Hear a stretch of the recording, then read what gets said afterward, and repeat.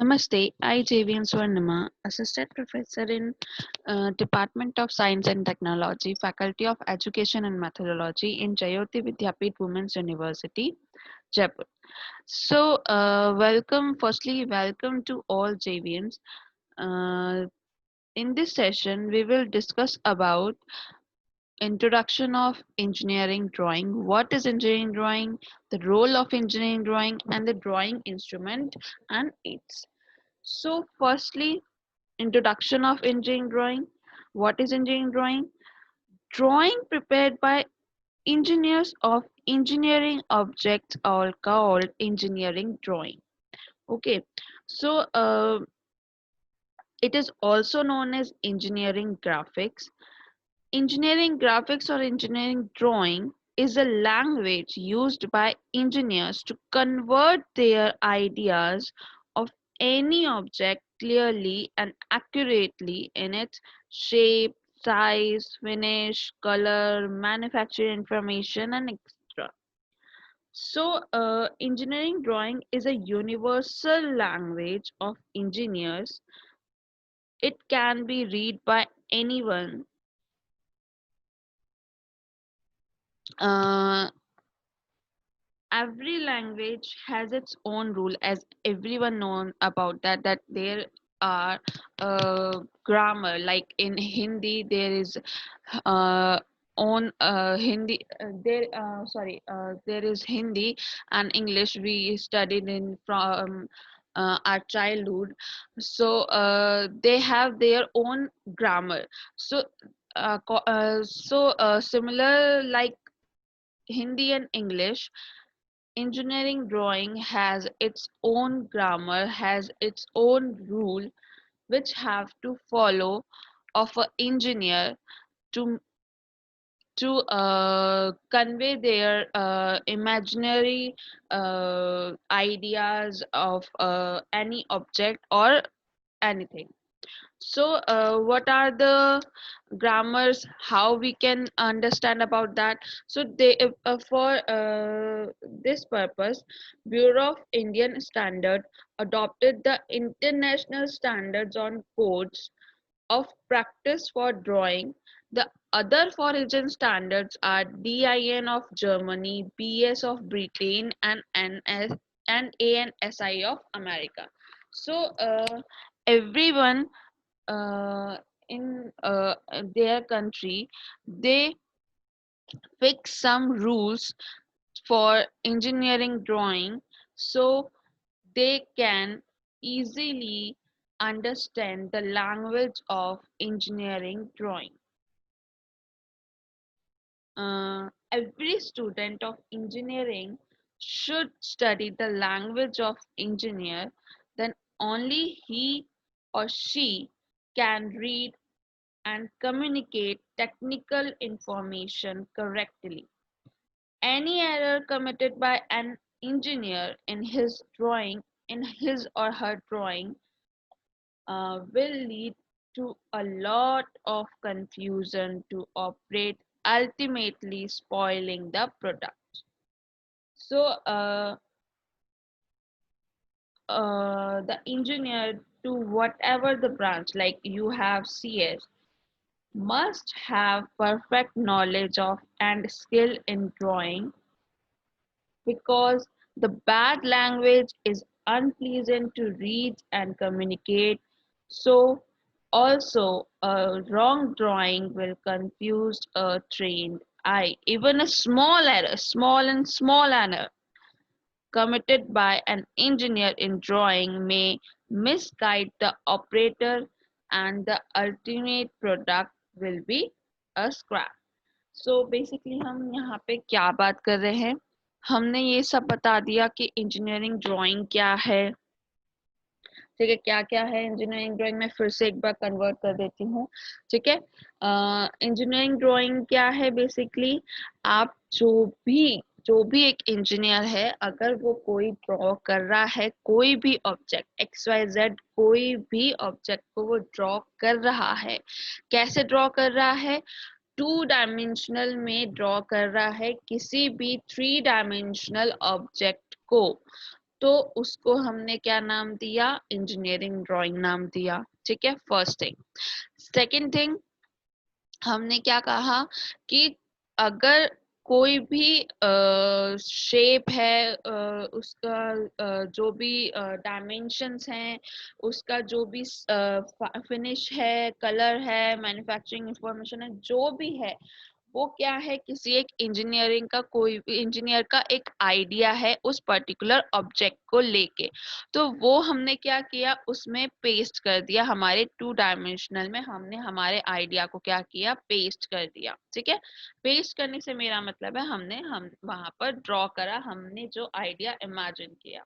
ठीक है, क्या आइडिया इमेजिन करेंगे, किस आइडिया की मैं बात कर रही हूँ, कैसे पेस्ट उसको करेंगे, कैसे ड्रॉ हम उसको करेंगे, वो हम नेक्स्ट आगे के सेशंस में हम पढ़ेंगे। ठीक है, तो जब वो मैंने किया, तो वो काम मुझे प्रिसाइजली करना है, क्योंकि अगर मैंने जरा सी भी कोई गलती कर दी, तो जो भी उस इंजीनियरिंग ड्राइंग, मेरी उस ड्राइंग को पढ़ने वाला है फर्दर आगे, या जो भी टेक्निकल बंदा उस ट्रेन जो भी है वहां पर उस पर्टिकुलर वर्क को करने गया है, एंड आपकी ड्राइंग आपकी उसके पास तक गई है, तो उससे क्या होगा, उससे आपका जो मिस्टेक है, उस ट्रेन जो भी इंजीनियर है या जो भी वहां पे टेक्निकल है, उसको वो कैच हो जाएगा कि हाँ यहाँ पर मिस्टेक है। अब समटाइम्स वो ट्रेंड नहीं होके क्या हुआ, वो अनट्रेंड वहां पर है कोई, तो उसने क्या किया, आपकी इंजीनियरिंग ड्राइंग को करेक्ट मानते हुए वहां पे जो भी मैन्युफैक्चरिंग हो रही थी, चाहे वो बिल्डिंग स्ट्रक्चर हो रहा हो, चाहे वो मैकेनिकली कुछ हो रहा हो, या कुछ भी वहां पे बन रहा होगा, तो वो क्या किया, उसने आपकी ड्राइंग को कंफर्म करते हुए क्या किया, वहां पे उसको वैसा का वैसा बना दिया। अब उसने बिना उसको चेक किए, बिना उस ड्राइंग की डायमेंशन, बिना उस ड्राइंग की एक्यूरेसी को देखते हुए वो काम कर दिया। अब उससे क्या हुआ, जो प्रोडक्ट बन के आया वो क्या रहा, वो करेक्ट नहीं था, उसमें एरर थी।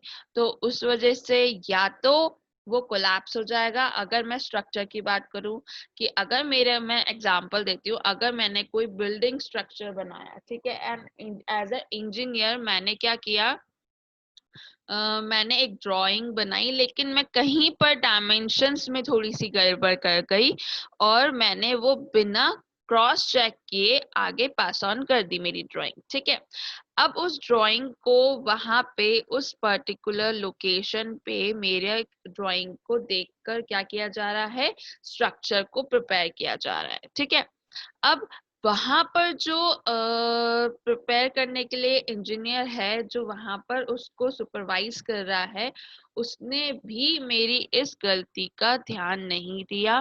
वो भी इतना ट्रेन नहीं था, इसके बहुत सारे रीजन थे, या तो वो भी ट्रेन ना हो, या वो उससे वो मिस हो गया हो, या जब उसने किया हो तो उसकी भी वो एरर आ गई हो, तो बहुत सारे ऐसे रीजंस हो सकते हैं। तो वहां पे ये हो गया। अब वो क्या हुआ, वो उस इंजीनियर से भी मिस हो गया। तो वो जो मैंने स्ट्रक्चर में गलती करी, उससे जो मेरा स्ट्रक्चर बना, तो वो क्या रहा, उसकी ड्यूरेबिलिटी जीरो रही। उसकी ड्यूरेबिलिटी जीरो होने की वजह से क्या हुआ, वो कभी भी कोलैप्स होने की गलती उसमें हो सकती है। वो कभी भी कोलैप्स होके गिर सकता है, क्योंकि उस स्ट्रक्चर की जो भी डायमेंशंस थे, उस स्ट्रक्चर का जो भी एक्यूरेसी थी, वो उस स्ट्रक्चर की नहीं रही। तो इस रीजन से क्या होगा, वो स्ट्रक्चर कभी भी गिर सकता है। आपका वो ड्राइंग ने उस स्ट्रक्चर को ऐसा एरर दे दी कि उस स्ट्रक्चर में परमानेंटली वो बनने के बाद भी वो परमानेंटली क्या रहा, एरर ही रही। एंड या तो ऐसा होगा, वो एट अ टाइम कोलैप्स हो जाएगा, या तो वो स्ट्रक्चर बन ही नहीं पाएगा, और या फिर कुछ टाइम ऑफ पीरियड के बाद वो स्ट्रक्चर क्या होगा, अपने आप ऑटोमेटिकली कोलैप्स हो जाएगा। ठीक है, सो ऐसे बहुत सारी कंडीशंस होती हैं जो हम आगे डिस्कस करेंगे टाइम टू टाइम। तो अब पॉइंट ये आता है कि अगर मैं इंजीनियरिंग ड्राइंग की बात कर रही हूँ तो इन इंडिया की बात करूँ, ठीक है। मैंने तो अपने हिसाब से मैं राजस्थान, सबसे पहले हम इंडिया की बात करते हैं। राजस्थान में मैंने एक ड्राइंग बनाई, तो मैंने ऐसे क्या मेरे यूनिट्स होंगी, ऐसे क्या मेरी पर्टिकुलर पॉइंट्स होंगे जो कि क्या हो, हमारा महाराष्ट्र में कोई इंजीनियर है वो भी समझ पाए, हमारे जो साउथ साइड में इंजीनियर्स है वो भी समझ पाए, नॉर्थ साइड के, ईस्ट साइड के, वेस्ट साइड के, सब साइड के जो भी इंजीनियर्स है वो समझ पाए। तो हमको क्या किया गया, एक ब्यूरो ऑफ इंडियन स्टैंडर्ड ने फिक्स कर दिया हमारी लैंग्वेज को कि ये आपके पर्टिकुलर कोड्स होंगे, ये आपके पर्टिकुलर इस कोड में आप के पास ये आपको अवेलेबल हो जाएगा कि अगर आपको एरो लगाना है, आपकी लाइन फिक्स करनी है, आपको डायमेंशन शो करना है, आपको आपकी ड्राइंग शीट में ये मेंशन करना है कि टाइटल बॉक्स किस साइज का होगा, टाइटल बॉक्स का क्या क्राइटेरिया होगा, टाइटल बॉक्स में अगर आप कुछ कुछ फिक्स करना चाहते हैं तो वो क्या फिक्स कर सकते हैं। कोई एक ड्राइंग आप बना रहे हैं तो उसका फ्रंट व्यू, उसका टॉप व्यू किधर बनेगा, कैसे होगा, ये सब ऐसी छोटी छोटी, बहुत छोटी से छोटी लेके बड़ी से बड़ी चीजें भी उन्होंने क्या करी, फिक्स कर दी। जिससे क्या होगा, ऑल ओवर इंडिया कोई भी इंजीनियर हो वो मेरी ड्राइंग को समझ सकता है, क्योंकि वो मैंने क्या बनाई, एज अ BIS के कोड के अकॉर्डिंग मैंने उसको क्या किया, फिक्स किया। अब जो BIS ने कोड X बनाया वो क्या था, इंटरनेशनल स्टैंडर्ड्स के बेसिक पे था। तो अब क्या हुआ, जो कोड के अकॉर्डिंग मैंने ड्राइंग बनाई, उस ड्राइंग को चाहे वो जर्मनी का इंजीनियर हो, चाहे वो अमेरिका का इंजीनियर हो, चाहे वो ब्रिटेन का इंजीनियर हो, कोई भी इंजीनियर हो, वो उस ड्राइंग को मेरी समझ सकता है। सो अब इंजीनियरिंग ड्राइंग क्या हो गई, इंटरनेशनल लैंग्वेज बन के हमारे सामने आ गई, ठीक है। जैसे कि हम अब तक हिंदी और इंग्लिश पढ़ते थे तो उसके ग्रामर होती थी, उस ग्रामर के कुछ रूल्स होते थे, इसी तरह हमारी जो इंजीनियरिंग ड्राइंग है उसकी भी ग्रामर है, ग्रामर्स के अकॉर्डिंग उसके रूल्स हैं, रूल्स के अकॉर्डिंग हमको हमारी इंजीनियरिंग ड्राइंग की जो जो भी ऑब्जेक्ट है उसको क्या करना है, प्रिपेयर करना है, ठीक है। यहाँ तक हो गई बात। अब पॉइंट इज, क्यों भाई CS के स्टूडेंट को क्यों पढ़ना चाहिए ये चीज, तो बहुत नेसेसरी है, हर छोटी चीज के लिए भी आपको इंजीनियरिंग ड्राइंग से गो थ्रू होना होगा। जिससे क्या होगा, इन फ्यूचर कभी भी आप कुछ भी फील्ड में जाओ तो आपको बेसिक नॉलेज तो हो कि इंजीनियरिंग ड्राइंग एक्चुअल में होती क्या है, इंजीनियरिंग ड्राइंग में हम करते क्या थे। इंजीनियरिंग ड्राइंग अगर ये चीज है तो फर्स्ट थिंग तो क्या करते थे, कैसे होती है, गो थ्रू हो गए हम सारे पॉइंट से, तो हमको उसकी नॉलेज है, बेसिक नॉलेज हमको उसकी है, ज्यादा डीपली नहीं जाना लेकिन बेसिक नॉलेज हमको उसकी है, ओके। सेकेंड थिंग, अगर इन फ्यूचर मैं कोई डिजाइनिंग का सॉफ्टवेयर डेवलप करना चाहती हूँ तो मुझे पता तो हो कि एक्चुअल में होता क्या है डिजाइनिंग में। डिजाइनिंग का अगर मुझे सॉफ्टवेयर डेवलप करना है तो मैं किस किस पॉइंट से गो थ्रू होना चाहिए, क्या क्या उसमें कंपल्शन होना चाहिए कि ये चीजें भी हो वो चीजें भी हो, तो उसके लिए मुझे नॉलेज होनी चाहिए, राइट। तो वो भी हमको क्या है वहां पे देनी पड़ती है जब हम कोई भी सॉफ्टवेयर डेवलप करते हैं, तो उसके लिए हमने यहाँ पे क्या किया, एज अ बेसिक पॉइंट आपको क्या करना है, इंजीनियरिंग ड्राइंग से गो थ्रू होकर जाना है, जिससे आपको सारे उसकी बेसिक नॉलेज आपके पास कलेक्ट हो, ठीक है। तो नेक्स्ट पॉइंट पे जाते हैं कि रोल ऑफ इंजीनियरिंग ड्राइंग क्या है। तो बेसिक रोल क्या है इंजीनियरिंग ड्राइंग का, the ability to read drawing is the most important requirement of all technical people in any profession. जैसा कि हम ये बात कर ही चुके हैं कि बहुत ज़्यादा इम्पोर्टेंट है, रिक्वायरमेंट है कि कोई भी ड्राइंग को रीड करना आना चाहिए, ठीक है, चाहे वो किसी भी प्रोफेशन का हो, चाहे वो सीएस का हो, चाहे वो सिविल का हो, चाहे वो ईसी का हो, चाहे वो मैकेनिकल का हो, एक्सेट्रा, वो किसी भी स्ट्रीम का हो, किसी भी प्रोग्राम का हो, उसको आना चाहिए, ठीक है। एप्लीकेशंस क्या क्या है इंजीनियरिंग ड्राइंग के, कहाँ कहाँ यूज होती है? Building drawings for civil engineer, machine drawing for mechanical engineer, circuit diagram for electrical and electronics engineer, computer graphics for one and all, सबके लिए कंप्यूटर ग्राफिक्स में भी क्या होती है, ये इम्पोर्टेंट होती है, ठीक है। इसके क्या क्या स्किल्स हमारे इसके अंदर डाले गए हैं? ability to read and prepare engineering drawing. Second is ability to make freehand sketching of object. Third, power of imagine and analyze and communicate. And the last one is capacity to understand other objects. So basically क्या है, engineering drawing से आपके क्या होगा, imagination का जो exercise है, आपकी इमेजिनेशन आप कितना अच्छा कर सकते हो, आप एनालाइज उसको कितना अच्छा कर सकते हो, और जब आपने इमेजिन और एनालाइज कर लिया तो उसको उस इंजीनियरिंग ड्राइंग में, टू डायमेंशनल ड्राइंग में कन्वर्ट करके कितने अच्छे से कम्युनिकेट कर सकते हो सामने, जो भी आप, जिसको भी आप प्रेजेंट कर रहे हो, तो वो क्या है, आपका स्किल डेवलपमेंट कर रहा है। आपकी कोई भी ड्राइंग को फ्री हैंड बनाने की आपकी प्रैक्टिस करवा रहा है, आपको बिना किसी स्केल, बिना किसी रबर को यूज किए आपको कुछ ड्राइंग्स बनानी पड़ती हैं, जो कि हम आगे बनाएंगे भी। तो वो आपकी जो स्किल है उसको क्या कर रहा है, एनहेंस कर रहा है। तो ये क्या है, और कैपेसिटी कि अगर कोई सामने कोई भी सब्जेक्ट है उसको कैसे अंडरस्टैंड किया जाए, किस तरह से उसको इमेजिन किया जाए, किस तरह से उसको एनालाइज किया जाए, वो सारी स्किल्स आपकी इसमें इंजीनियरिंग ड्राइंग में बढ़ती है, ठीक है। तो नेक्स्ट हम बात करते हैं ड्राइंग इंस्ट्रूमेंट एंड एड्स की।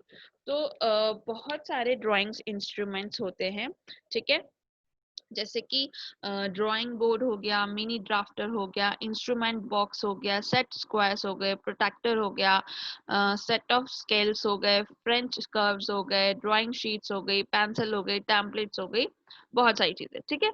तो हम सबसे पहले बात करते हैं ड्राइंग बोर्ड की। ड्राइंग बोर्ड क्या होता है, सबको पता है, एक बोर्ड होता है जो कि क्या काम करता है, जिसपे हम हमारी शीट रखते हैं, शीट रख के उसमें क्या करते हैं, हम हमारा जो भी वर्क है उसको वहां पर ड्रॉ करते हैं। तो वो कैसा दिखता है, वो कुछ इस तरह का दिखता है जैसे कि आपको स्क्रीन पे दिख रहा है, ठीक है।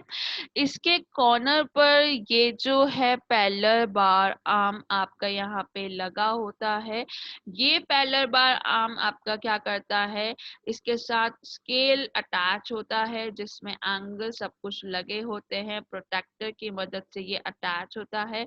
ये पैरेलल बार आर्म आपकी पूरी, ये एक जगह फिक्स कर देते हैं, इसको बार बार हटाते नहीं है, मूव नहीं कराते। ये यहाँ पर एक कॉर्नर पे हमने हमारे बोर्ड को हमारी शीट के साथ अटैच, फिक्स करके यहाँ पे अटैच कर दिया। अब क्या होगा, ये पैरेलल बार आर्म की मदद से हम क्या कर सकते हैं, पूरी शीट में कहीं पर भी मुझे स्केल की जरूरत है, एंगल की लेने की जरूरत है, तो मैं कहीं पर भी इस स्केल को मूव करा सकती हूँ इस पैरेलल बार आर्म की मदद से, ठीक है। तो ये मेरी शीट में कहीं पर भी मूव हो जाएगा। नेक्स्ट हमारा मिनी ड्राफ्टर। ड्राफ्टर क्या होता है, ड्राफ्टर हमारा, जिसमें कि हम हमारी जो भी हमारी टी स्क्वायर हो गया, सेट स्क्वायर हो गया, स्केल हो गया, प्रोटेक्टर हो गया, इन सबको हम लोगों को रखना है, ठीक है। तो वो चीज क्या कहलाती है, हमारी मिनी ड्राफ्टर कहलाती है, जिसमें क्या होता है, एक एंगल फॉर्म्ड होता है ठीक है, जैसे कि ये दिख रहा है, यही चीज जो जिसे हम कहते हैं, इसी को हम ड्राफ्टर कहते हैं। इस ड्राफ्टर में क्या है, स्केल भी आपका अटैच है। इस ड्राफ्टर में आपका मिनी आर्म्स अटैच है, सेट स्क्वायर स्केल्स, जो भी प्रोटेक्टर वगैरह हम लोगों का अटैच होता है। इस पूरे इंस्ट्रूमेंट को हम मिनी ड्राफ्टर कहते हैं। जो हमारा जिसपे हम इसको अटैच करते हैं उसको हम बोर्ड कहते हैं। बोर्ड के साथ हमारी शीट भी इसी की मदद से हमारे अटैच हो जाती है। ठीक है, इंस्ट्रूमेंट बॉक्स में क्या क्या चीजें आती है, कंपास आता है, डिवाइडर्स आती हैं, इंक पेन्स आते हैं। ठीक है, और भी बहुत सारे स्केल्स टाइप के आते हैं, जैसे कि यहाँ पे लिखे हुए शो हो रखे हैं, sharpening and positioning of compass lead, positioning of leg to draw larger scale. तो ये सारे कंपोनेंट्स बहुत आगे के लिए हैं, जो कि आपके इतने यूजेबल नहीं होते, जो कि इंजीनियर्स होते हैं लाइक सिविल और मैकेनिकल एंड इलेक्ट्रॉनिक्स, जो कि पर्टिकुलर इसी फील्ड में जाना चाहते हैं, कंप्यूटर ग्राफिक्स वाले भी जो इसी फील्ड में जाना चाहते हैं, ये उनके लिए यूजेबल होते हैं, अगर वो ज्यादा डीपली उस पर्टिकुलर सब्जेक्ट में इन रहना चाहते हैं। ठीक है, नेक्स्ट है set of scale. They are fix है हमारे जो भी सेट ऑफ स्केल्स यहाँ पे बात हो रही है, कि बीआईएस ने क्या किया, रिकमेंड कर दिया। बीआईएस एक तरह से क्या है, जो हमारा ग्रामर, इंजीनियरिंग की ग्रामर को फिक्स कर रहा है, चीजें उसकी फिक्स कर रहा है, जिससे क्या हो, अलग अलग स्टेट में या अलग अलग कंट्रीज में वो चेंजेस ना आए।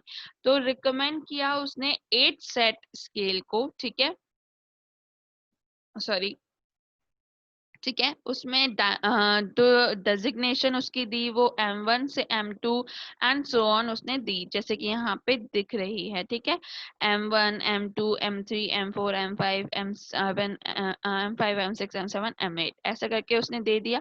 अब ये क्या है, ये अलग अलग प्रोपोर्शन साइज डिजायर के अकॉर्डिंग अलग अलग ऑब्जेक्ट को जो भी है वो यहाँ पर क्या होती है, बनती है। ये जो इसका मटेरियल होता है वो भी अलग अलग होता है, वुड, स्टील और प्लास्टिक और एनीथिंग। ठीक है, तो ये अलग अलग है, हमको इसमें भी ज्यादा डीप नहीं जाना। Scale on one edge, scale on other edge, इसकी अलग अलग डायमेंशन यहाँ पे गिवन होती है, जो कि क्या किया हमारे बीआईएस ने हमारा फिक्स किया हुआ है। Next, fresh curve. क्या होते हैं ये फ्रेश कर्व, ये फ्रेश कर्व जो होते हैं बहुत डिफरेंट डिफरेंट शेप की अवेलेबल है कंट्री में, या फिर किसी भी कंट्री में या सिटी में, सब जगह। ठीक है, तो ये बहुत सारे डिफरेंट कर्व्स होते हैं, इनकी मदद से क्या कर सकते हैं, प्लॉट कर सकते हैं desired path, most suitable curve और anything edges of curve, flexible curve. क्या ये क्या है, फ्लेक्सिबल है। ठीक है, तो आप क्या कर सकते हो, इससे स्मूथली कोई भी कर्व को कहीं पर भी किसी भी पॉइंट पे आपको कर्व मेंशन करना है, तो आप वहां पे क्या कर सकते हो, प्रिपेयर कर सकते हो। ठीक है, टेम्पलेट्स। टेम्पलेट्स क्या होती हैं, टेम्पलेट्स आपकी आती हैं कि बहुत अलग अलग तरीके के, जैसे सर्कल्स हो गया, आर्क हो गया, ट्रायंगुलर हो गया, स्क्वायर हो गया, और कोई भी शेप और सिंबल का जो भी आपको रिक्वायरमेंट है आपकी इंजीनियरिंग ड्राइंग में, छोटी छोटी चीजों को ड्रॉ करने के लिए, वो सब क्या आता है आपका, टेम्पलेट्स में आपके वो आते हैं, जिससे आप क्या कर सको, उसको ड्रॉ कर सको इजीली। ठीक है, नेक्स्ट बात करती हूँ पेंसिल की। पेंसिल की आज तक हम पेंसिल के बारे में हम बहुत अच्छे से पढ़े हैं कि पेंसिल होती क्या है। ठीक है, पेंसिल में हमारा क्या क्या, आज तक हमने जो भी पेंसिल से पढ़ी है वो HB से हम लिखते थे, जहाँ तक मेरा है कि हम कॉमनली HB ही यूज करते थे। ठीक है, आज से पहले हमने नहीं पढ़ा होगा मे बी कि पेंसिल के भी टाइप्स होते हैं। सो यस, पेंसिल के भी टाइप्स होते हैं। पेंसिल भी दो टाइप्स में डिवाइड करी गई है, हार्डनेस और सॉफ्टनेस के बेसिस पे। ठीक है, अगर मैं बात करूं HB की, तो HB हमारा एक तरह से हम ये बोल सकते हैं, हमारा मिड पॉइंट पे हमारी क्या है, HB है। ना तो वो ज्यादा हार्ड है, ना वो ज्यादा सॉफ्ट है, वो मिड पॉइंट पे, ठीक है। अब मैं एच की तरफ चलती हूँ, दैट मीन्स कि मैं एच, 2H, 3H, 4H ऐसे मैं आगे चलती रहती हूँ। जितना मैं आगे जाते जाऊंगी उतनी मेरी जो पेंसिल है वो हार्ड होती जाएगी, उतना ही वो क्या करेगी, इम्प्रेशन डालेगी उस पर्टिकुलर मेरी ड्राइंग शीट पे, ठीक है। अब अगर मैं बी की साइड जाऊं तो वो क्या होगा, B2B, 3B, 4B एक्सेट्रा, ठीक है। तो जितना मैं बी की तरफ जाऊंगी वो क्या होगी, मेरी सॉफ्ट होगी, सॉफ्ट सॉरी हाँ सॉफ्ट होगी। सॉफ्ट होने की वजह से आप उसको ज्यादा प्रेस करेंगे, वो मोटी बहुत ज्यादा लाइन देगी, और उससे क्या होगा, आपकी शीट में इम्प्रेशन उससे भी पड़ सकता है। अब कौन सी शीट के लिए, कौन सा ड्राइंग के लिए क्या यूज किया जाए, कहाँ पे कौन सी पेंसिल यूज करी जाए, क्योंकि इम्प्रेशन तो दोनों ही देंगी। तो जब हम एच की बात करते हैं, तो जब हम एच से जितना हम एच के आगे जाते जाएंगे, तो जितना हम एच की पेंसिल से हम लिखने की कोशिश करेंगे, तो एच वाली पेंसिल क्या होगी, एक तो हार्ड होगी, ठीक है, हार्ड होगी। प्लस उसकी जो हम जो भी उससे लिखेंगे, जो भी उससे मेंशन करेंगे, जैसे हमने मान लीजिए इंजीनियरिंग ड्राइंग ही लिखा, तो वो इंजीनियरिंग ड्राइंग बहुत हल्का, बहुत ज्यादा हल्का लिखा जाएगा, ठीक है। अब अगर वो हल्का लिखा गया है तो हम क्या करेंगे, उसको डार्क दिखाने के लिए समटाइम्स उस पे बहुत जोर से प्रेशर डाल के इंजीनियरिंग ड्राइंग लिखने की कोशिश करें। जब हमने ऐसा किया, जस्ट बिकॉज ऑफ वो पेंसिल क्या है, हार्ड है, उसने अपना बहुत गंदा इंप्रेशन उस शीट पे रख दिया। उससे क्या हुआ, आप कितना भी उसको रब कर लो, वो वहां से नहीं जाता, वो वहीं पर ही रहता है, ठीक है। सेम एज सॉफ्ट वाली पेंसिल के साथ भी यही सिचुएशन है। आपने क्या किया, बिल्कुल हल्के हाथ से लिखने का ट्राई किया, लेकिन इंजीनियरिंग ड्राइंग पूरा लिखने में आपका जितना भी हल्का हाथ आप यूज कर ले, वो उतने हल्के ही हाथ से ही वहां पे इम्प्रेशन दे देगी। तो हर पेंसिल हर वर्क नहीं कर सकती, हर पेंसिल का डिवाइडेशन है कि वो कौन सा काम करेगी, कौन सी ड्राइंग जहां पर क्या ड्रॉ करेगी, आउटलाइन कौन सी पेंसिल ड्रॉ करेगी, अंदर का डायग्राम कौन सा बनाएगी, टाइटल बॉक्स किससे बनाया जाएगा, लिखा किससे जाएगा, एरोज किससे लगाए जाएंगे, मार्किंग किससे होगी, हर एक चीज का फिक्स है कि वो किस चीज से होगा, ठीक है। तो हमारा क्या करता है, अब नॉर्मल हम बात कर लेते हैं, जैसे मैंने बोला, तो एच बी क्या है, सॉफ्ट ग्रेड है। ये क्या काम करता है, border line, lettering, free sketching का काम करता है। एच क्या है, मीडियम ग्रेड है, visible outlines, visible edges, boundary lines, इनको बनाने के लिए हम क्या करते हैं, एच पेंसिल का यूज करते हैं। 2H पेंसिल का हम यूज कहाँ करते हैं, hard grade for construction lines, dimension lines, leader lines, extension lines, centre lines, hatching lines और हिडन लाइंस, इनके लिए हम क्या करते हैं, 2H पेंसिल का यूज करते हैं। I hope you all understand about this engineering drawing introduction. And if you have any query or question, then please mention in the comment box. I'll resolve it. This session is powered by a digital version 2.0 Jayoti Vidyapeeth Women's University. Thank you.